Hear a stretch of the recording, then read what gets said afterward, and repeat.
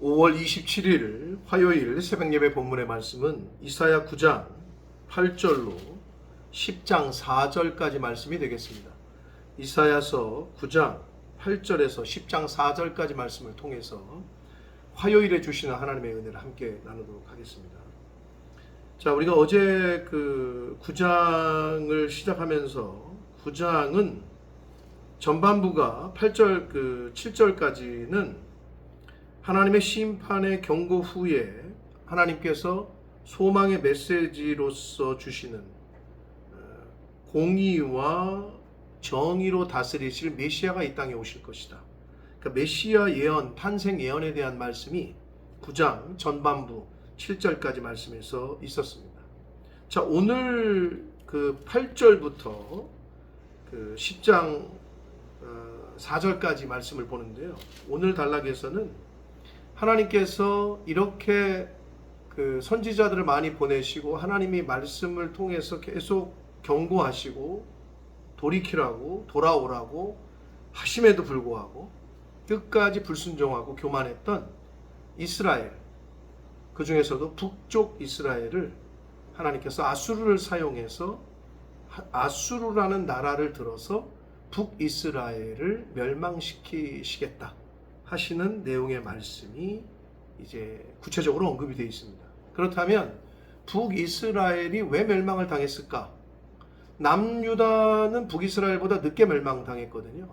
그러면 북쪽 이스라엘이 멸망당하는 것을 보고 남쪽 유다 사람들은 각성을 했어야 돼요. 야, 이거 안 되겠구나. 정말 하나님 앞에서 통해 자복하고 돌이켜야 되겠구나 라는 걸 알았어야 된다는 거죠. 근데 그들도 마찬가지였어요. 그럼 우리는 어때? 오늘날 저와 여러분이 이 말씀을 들으면서 이것을 나에게 적용시키지 않으면, 나를 살피지 않으면 우리도 똑같이 된다는 거죠. 자, 그러면 북이스라엘이 하나님께로부터 이런 벌을 받을 수밖에 없었던 이유가 구체적으로 나오는데 크게 네 가지로 오늘 말씀에서, 오늘 주시는 말씀에서 나오거든요. 그 네 가지가 무엇인지 한번 보도록 하겠습니다. 자, 첫 번째로 8절입니다. 주께서 야곱에게 말씀을 보내시며, 참 문학적인 표현이죠. 주께서 야곱에게 누구를 사람을 보냈다 그러면 이해하는데 말씀을 보냈다 이렇게 얘기하셔요. 사랑하는 성도 여러분, 오늘 이 아침에 하나님께서 말씀을 여러분에게 보내십니다. 그 자세로 들으셔야 됩니다. 말씀을 보내시며 그것을 이스라엘에게 임하게 하셨은즉 9절 모든 백성 곧 에브라임과 사마리아 주민이 알 것이오늘. 에브라임과 사마리아는 다 같은 걸 의미해요. 북쪽 이스라엘을. 그래서 에브라임은 북쪽 이스라엘의 10개 지파 중에 대표적으로 가장 우두머리 지파. 그래서 에브라임 하면은 북이스라엘을 통칭한다라고 보시면 됩니다. 그리고 사마리아는 그 땅 이름을 말했기 때문에 북쪽 이스라엘 사람들이 거주했던 그 북이스라엘의 수도이기도 했고 그 땅. 그렇기 때문에 둘 다 결국 에브라임은 지파로서의 대표적, 사마리아는 땅으로서의 대표적 의미로서의 북이스라엘을 둘 다 의미한다. 그들이 알 것이거늘 그들이 교만하고 완악한 마음으로 말하기를 10절 벽돌이 무너졌으나 우리는 다듬은 돌로 쌓고 뽕나무들이 찍혔으나 우리는 백향목으로 그것을 대신할 것이다. 무너뜨려 봐라.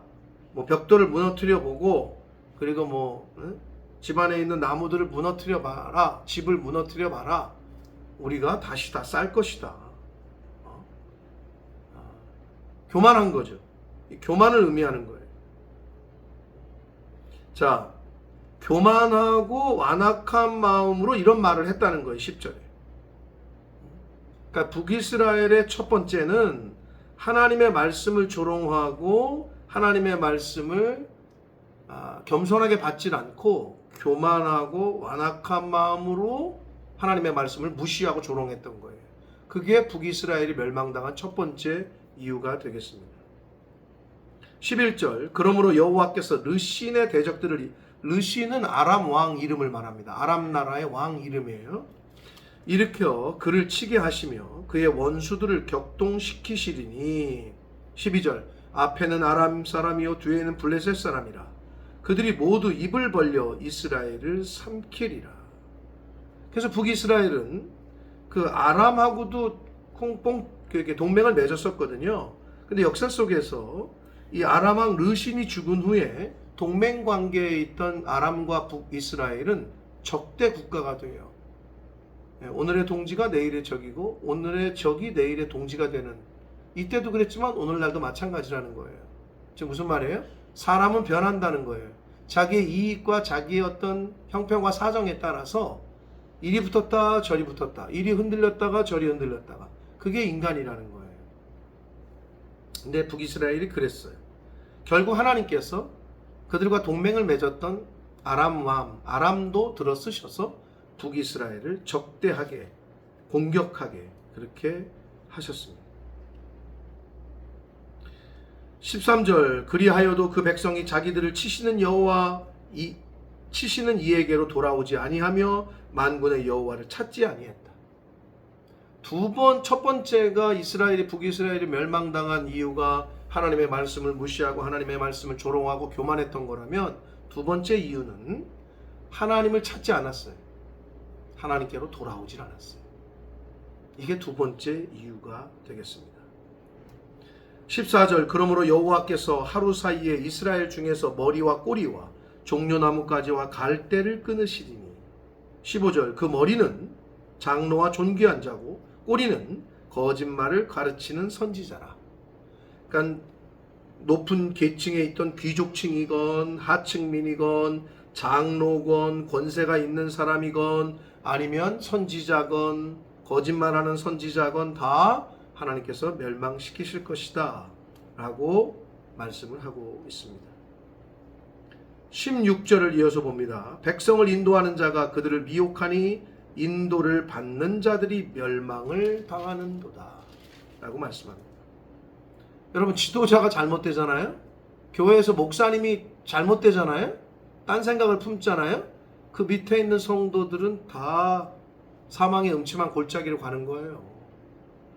부모님이 잘못된 길을 가잖아요. 그 자식들이 고생인 거예요. 위정자, 대통령이 잘못된 생각을 품잖아요.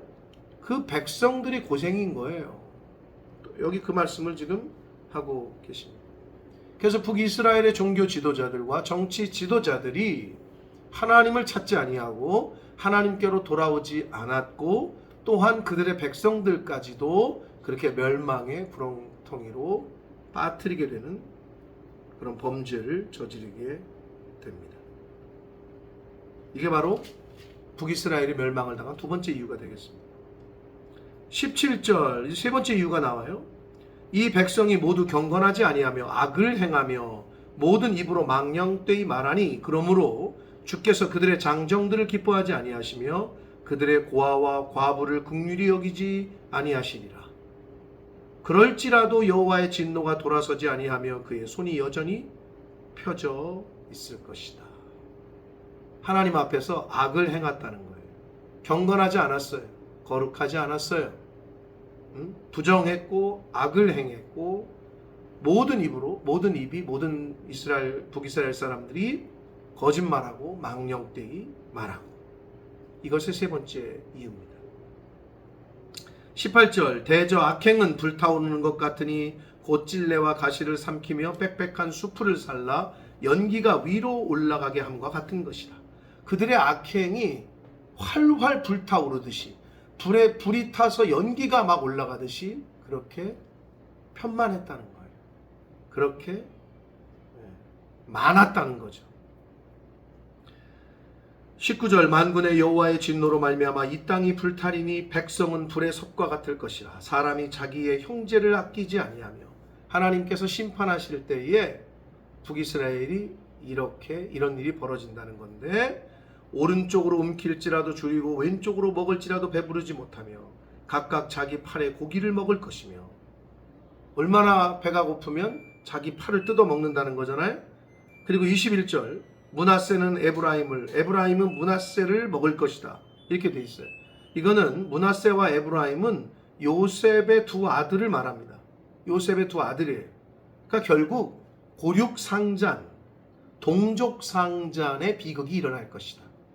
서로 죽이고 하는, 얼마나 안타깝습니까? 같은 지파, 같은 민족들끼리 전쟁을 하고, 왜? 얼마나 배가 고프면. 근데 여러분, 여기서 우리가 알아야 될 건 뭐냐? 이스라엘이 굶주린다는 거는 단순한 육체의 굶주림으로 보면 안 되고, 이거는 북이스라엘이 굶주린 이유는 영적인 문제였기 때문에, 하나님을 떠나고 하나님의 말씀에 불순종하고 그런 영적 문제였기 때문에, 왜 그들이 육신이 금 배가 고프고 이렇게 아사의 지경까지, 굶어 죽는 지경까지 왔느냐? 이게 교훈하는 게 뭐냐? 영적인 문제가 해결이 안 되면 육적인 문제가 해결이 안 되는 거예요. 이게 오늘 본문에서 주시는 포인트입니다. 하나님과의 관계가 바로 되지 않으면 이 땅에서의 육신의 관계도 바로 될 수가 없음을 교훈해 주시고 있습니다. 10장 1절 봅니다. 불의한 법령을 만들며 불의한 말을 기록하며. 이제 네 번째 이유가 나와요. 북이스라엘이 멸망당할 수밖에 없었던 네 번째 이유는 하나님의 공의를, 정의를 훼손시켰기 때문이다 라고 지금 말합니다. 2절, 가난한 자를 불공평하게 판결하여 가난한 내 백성의 권리를 박탈하며 과부에게 토색하고 고아의 것을 약탈하는 자. 북이스라엘이 그렇다는 거예요. 이랬다는 거예요. 그들은 화가 있을진저. 3절, 벌하시는 날과 멀리서 오는 환난 때에 너희가 어떻게 하려느냐? 누구에게로 도망하여 도움을 구하겠으며 너희의 영화를 어느 곳에 두겠느냐? 여기서 너희의 영화는 재산을 의미합니다. 이 돈. 그 당시에 그들은 돈을 자신들의 영광으로, 영화로 여겼다는 거예요. 오늘날 현대에도 마찬가지죠. 많은 사람들이 뭐를 영화로 여겨요? 무엇을 존귀로 여겨요? 돈 많은 거. 4절, 포로된 자 아래에 굽으리며 죽임을 당한 자 아래에 엎드러질 따름이니라. 그럴지라도 여호와의 진노가 돌아서지 아니하며 그의 손이 여전히 펴져 있을 것이다. 사랑하는 성도 여러분, 북이스라엘은 하나님이 오늘 뭐라 그래요? 9장 8절 시작하면서 말씀을 보냈다는 거예요. 하나님의 선지자들을 계속 보냈어요. 경고를 했어요. 돌아오라, 회개해라, 정직해라, 공의를 행해라, 부정하고 악한 것을 끊어라. 그런데 그러지 않았어요. 하나님께서 결국은 북이스라엘을 멸망시키셨음을 우리는 말씀을 통해 보게 됩니다. 북이스라엘의 멸망의 원인 크게 네 가지. 하나님의 말씀을 조롱하고 교만했고, 두 번째, 하나님을 찾지 아니했고 하나님께로 돌아오지 아니했고, 세 번째, 악을 행했고, 부정하고 불경건하고, 그리고 네 번째, 하나님의 공의와 정의대로 사람들을 대하지 않았고. 이것이 큰 네 가지 이유로 오늘 본문에서 말씀을 하셨습니다. 그럼 이 네 가지가 나에게는 해당되지 않는가를 살펴야 됩니다. 과연 나는 하나님의 말씀을 무시하거나 주의 종의 말씀을 무시하거나 한 귀로 듣고 한 귀로 흘리거나 하진 않았는지, 교만하진 않았는지, 자고하지는 않았는지, 하나님을 찾기를, 하나님의 교회에 오기를, 예배하는 자리에, 기도하는 자리에 오기를 게을리하진 않았는지, 부도덕하고 불경건하고 악한 일을 행하는 것을, 악한 길로 행하는 발을 돌이키는 켰는지, 아니면 악을 행하는 길, 그 발걸음이 빠르진 않았는지, 하나님의 공의와 정의를 대신 행하려고 힘쓰고 애썼는지, 이것을 나 자신에게 비춰보는 오늘 이 시간이 되시기를 축복합니다. 이 프레임으로 이거를 다른 사람에게 비춰봐서 저 집사 안 그러네, 저 혼자 안 그러네, 저 사람 안 그러네, 그거 하지 말고요. 이 말씀을 통해서 나를 비춰보고 나에게 적용을 시켜서 과연 나는 북이스라엘 이 당시의 백성들처럼 그러진 않았는지 오늘 하루를 시작하면서 이 말씀을 나에게 적용시키시고 만약에 그런 요소들이 아직 나에게 남아있다면 그거를 끊어내고 뿌리 뽑고 죽이고 할 수 있는 오늘 하루의 삶을 사시는 그러라고 생명 주셨고 시간을 주셨고 건강을 주셨고 말씀을 주시고 있으니까 나 고치라.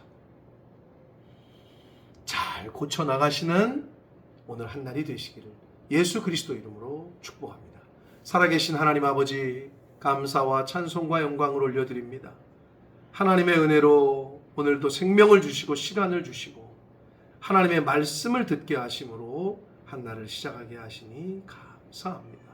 하나님이 택하셨던 이스라엘, 그러나 그들은 하나님과의 언약을 깨고 하나님을 배신하고 하나님을 떠나고 하나님을 불순종하고 하나님의 말씀에 불순종하고 어리석은 악한 길로 행했던 그들은 결국 하나님의 심판을 받게 됐습니다. 아버지, 이러한 요소가 나에게는 없는지 살피게 하셔서 아버지 오늘 하루를 살아갈 때 이 말씀을 나에게 적용시켜 내가 고쳐야 될 거 고치고 끊어버려야 될 거 끊어버리고 뿌리 뽑아야 될 거를 뿌리 뽑는 복된 한날을 살아가는 하나님의 자녀들, 또 이 말씀을 듣는 모든 하나님의 백성들, 또 우리 교회 새벽 제단을 쌓으며 기도하며 영적인 하나님의 교회를 지키고 있는 새벽 성도들 위해 아버지 이 말씀이 임하게 하여 주옵소서. 예수 그리스도 이름으로 축복하며 기도 올리옵나이다.